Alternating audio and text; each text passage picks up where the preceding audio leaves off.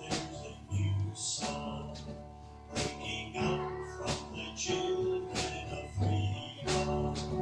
Every race and every nation, sing it up, sing a new hallelujah.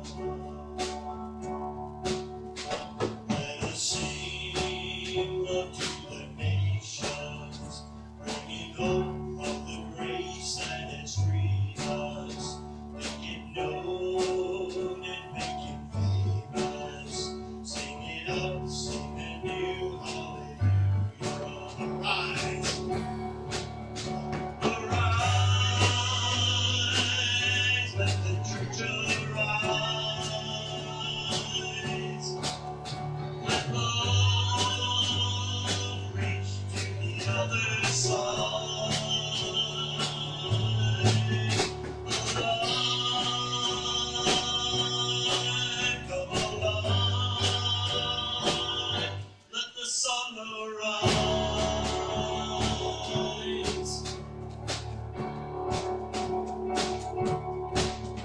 Africa sings a new song, reaching out with a new hallelujah.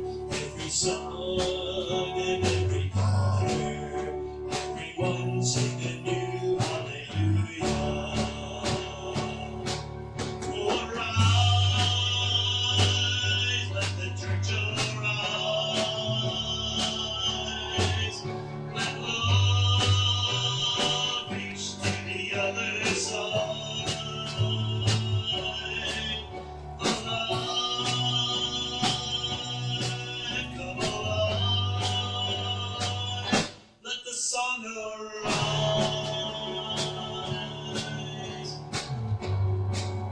Arise, let the sun arise. Let love reach to the other side. Alive, come alive. Let the sun arise. Everyone sings a new hallelujah. Everyone sings a new hallelujah.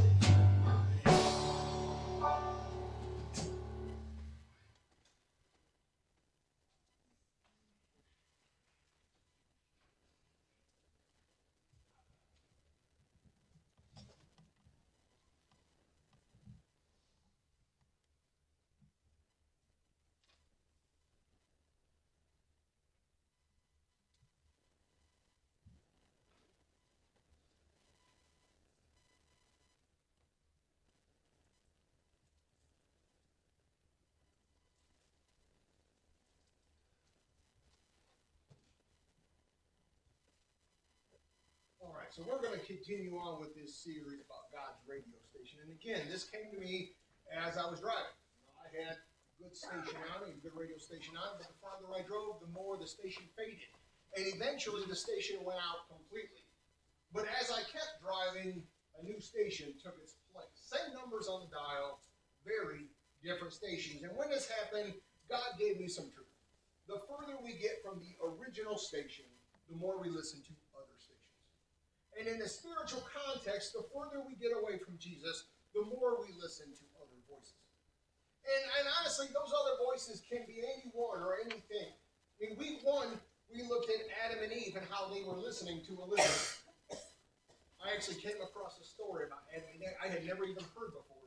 Apparently, there was a time when Adam was very upset with God.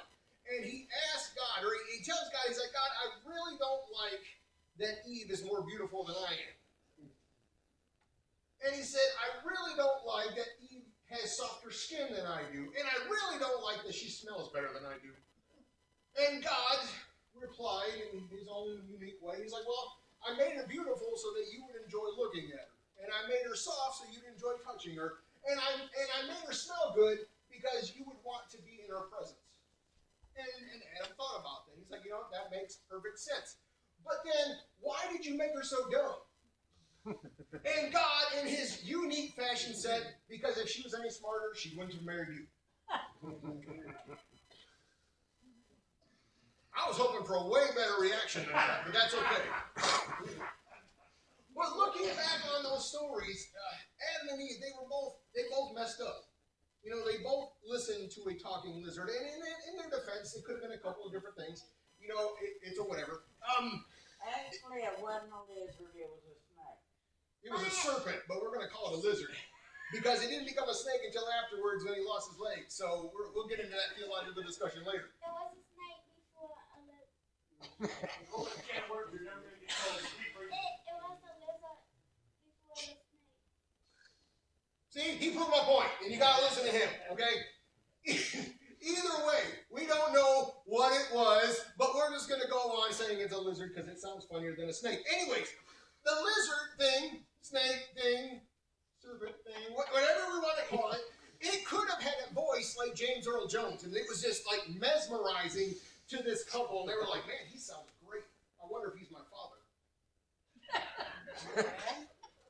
Okay, if you're not a Star Wars fan, you're not going to get that joke.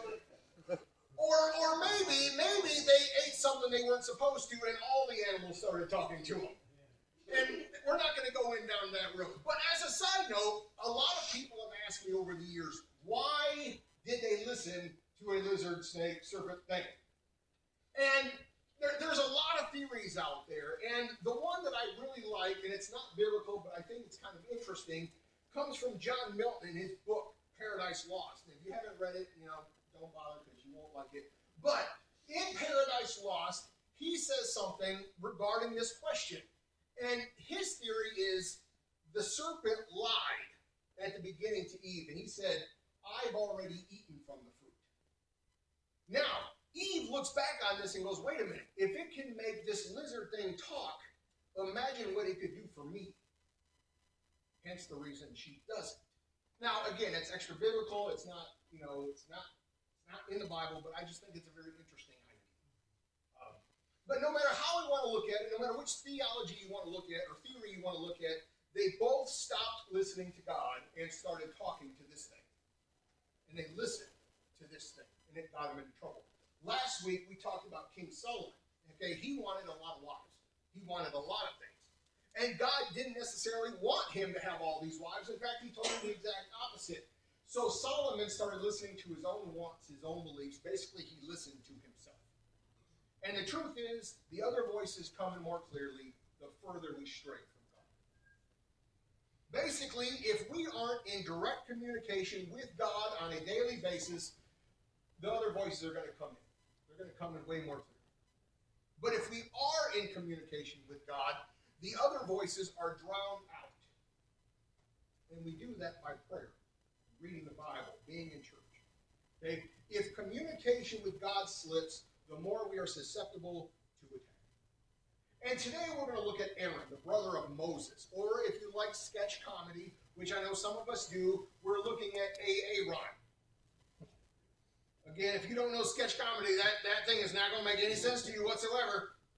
But what we learn from this story is that we can't always listen to the masses. Just because the masses think one way doesn't make them right. In fact, if you watch the news today, or any day, you realize that the masses are actually getting dumber and dumber. Which means that sometimes you have to go against the grain. You have to go against the crowd. And I get it. It's easier to follow the crowd. It's easier to be afraid of the crowd. But if the crowd leads you astray, then you are just dooming yourself. And unfortunately, that's exactly what Aaron does here. So, in Exodus 31, we read that Moses is on top of Mount Sinai, and God is giving him all these different rules and instructions. And there's a lot of things they're talking about.